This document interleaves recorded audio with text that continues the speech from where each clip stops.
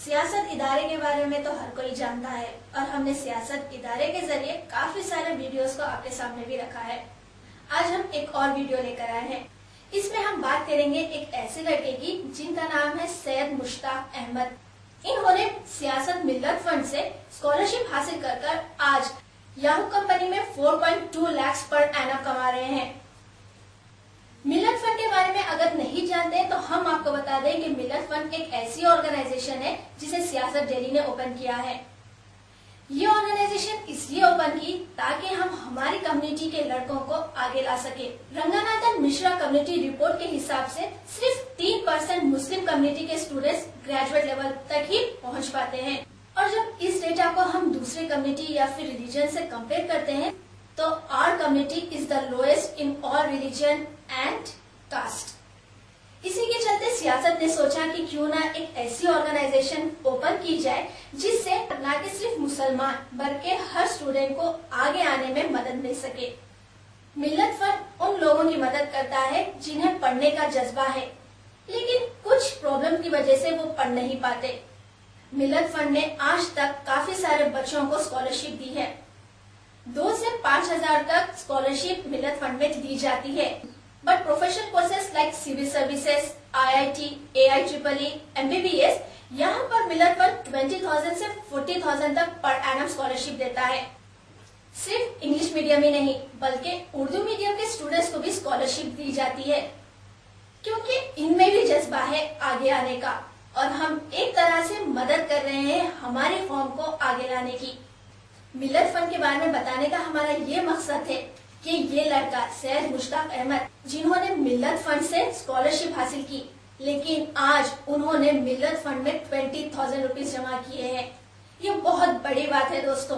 सैयद मुश्ताक अहमद तो हमारे साथ नहीं है क्योंकि वो अपने काम में बहुत बिजी है, तो सोचा हमने कि क्यों ना उनकी टीचर से ही कुछ बात की जाए।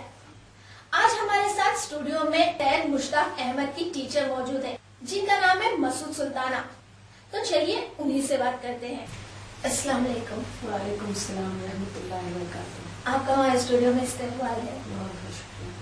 तो जैसे कि मैंने अभी थोड़ी देर पहले बताया हमारे नाज़रीन को कि सैयद मुश्ताक अहमद ने 20,000 रुपीज मिल्लत फंड में जमा किए हैं। ये बहुत फख्र करने वाली बात है कि एक लड़का जिसने मिल्लत फंड से अपना स्कॉलरशिप लेकर पढ़ाई पूरी की और वो अपनी जिम्मेदारी समझता है कि उसको वापस उसे लौटा के दूसरे बच्चों का हाथ थामे और उसको भी अपने साथ चलने का एक मौका दे। ऐसे मैं आई एक्सपेक्ट कि जो बच्चे इस मिल्लत फंड से अपनी पढ़ाई पूरी कर रहे हैं आगे चल के वो भी ऐसा ही same cooperation if they extend definitely the community will stand. AIEEE के बेस पर इन्हें याहू में जॉब मिली है, तो इनका AIEEE में रैंक क्या था?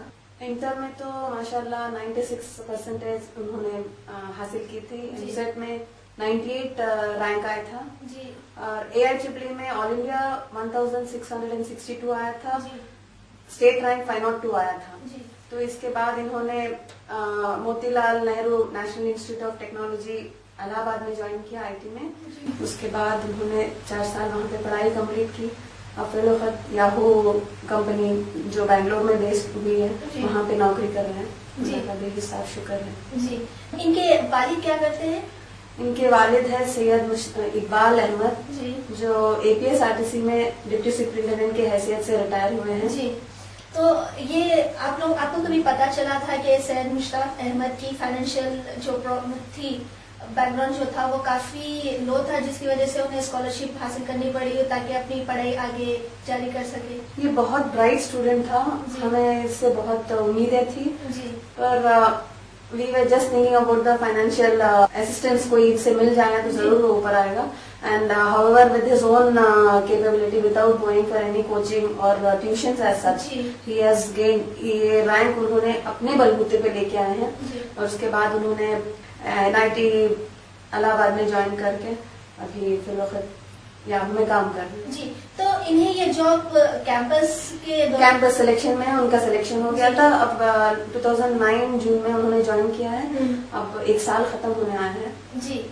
तो ये मिल्लत फंड की जब हम बात कर रहे हैं तो ये स्कॉलरशिप कितनी मिली उन्हें फॉर दिस हाँ, ट्रेनिंग? उन्होंने 2005 से 2009 तक की इनकी पढ़ाई थी। हर साल उनकी 10-10 हजार सालाना मिलती थी जी। यानी पूरा 40,000 मिल्लत फंड से हमको जी, मिला। तो ये स्कॉलरशिप इन्हें काफी मदद बहुत बहुत बहुत इट वॉज यानी एक तिनके का सहारा बोलते हैं ना, जी। ऐसा तिनके के सहारे से बच्चे ने पूरी पढ़ाई कंप्लीट की है। और he has gratitude towards Millat fund. जी।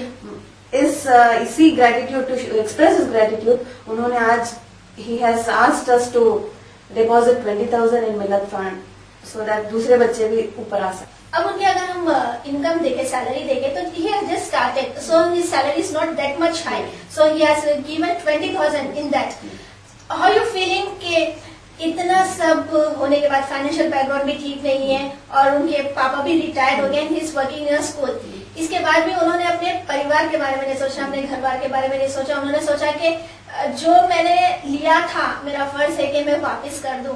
इस पर आपको कैसा लगता है और आप क्या चाहती हैं कि सिर्फ यही लड़का नहीं, हमारे कौम में भी ये जज्बा आए? आपका क्या कहना है ऐसी सोच पर? दिस इज एन एग्जाम्पल, यानी अब आपके सामने हम जब ये जाहिर कर रहे हैं, ऐसे बहुत बच्चे हो सकते हैं, पर वी हैव ये आपके सामने इसलिए ला रहे हैं कि जो जिसके मन में है, यानी दिल में जो जज्बा है, खुलकर बाहर आ सकते हैं, यानी दूसरे को भी मदद कर सकते हैं। ये इनकी एक बहन भी है जो बीएससी खत्म कर चुकी है। नेक्स्ट उसकी जिम्मेदारी शायद बच्चे पे है। अपनी बहन की जिम्मेदारी अपने पर लेके चलते हुए उसने सोचा कि पहले मैं जहां से मैं लिया हूं वहां पे मैं वापस करूं, फिर उसके बाद next he will decide what he has to do. It is a great example to all the youth who is educated and settled in their life to come out openly to help others.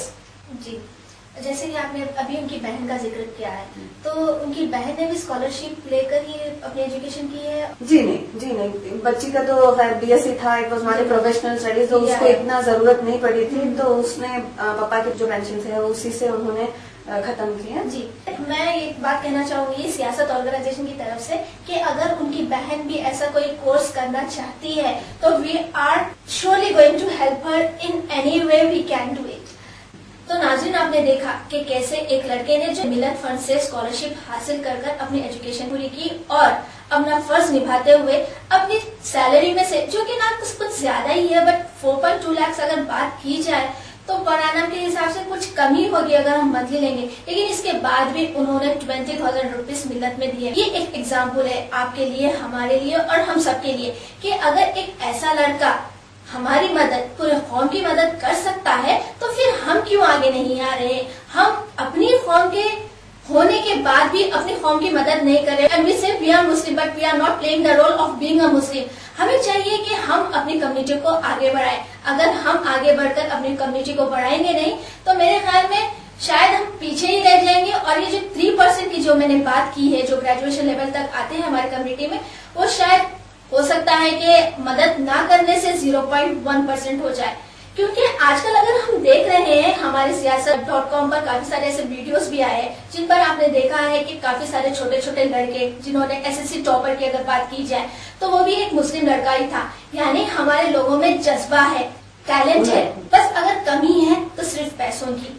वो अगर इन सब की मदद करना चाहता है तो जरूर अपना हिस्सा मिल्लत फंड में दीजिए। इससे हमें कोई फायदा नहीं होगा, इससे हमारी पूरी कौम को फायदा होगा। अगर आप एक लड़के को स्पॉन्सर कर रहे हैं तो सिर्फ वो एक इंडिविजुअल लड़के के लिए नहीं है बल्कि हमारी पूरी कौम के लिए। मैं उम्मीद करती हूँ कि मेरी इन बातों से आपके ऊपर कुछ न कुछ असर तो हुआ होगा और आप आगे बढ़कर ऐसे ही लड़कों की मदद जरूर करना चाहेंगे। इसी के साथ मैं मसूद सुल्ताना से इजाजत चाहूंगी और आपसे भी। खुदा हाफिज।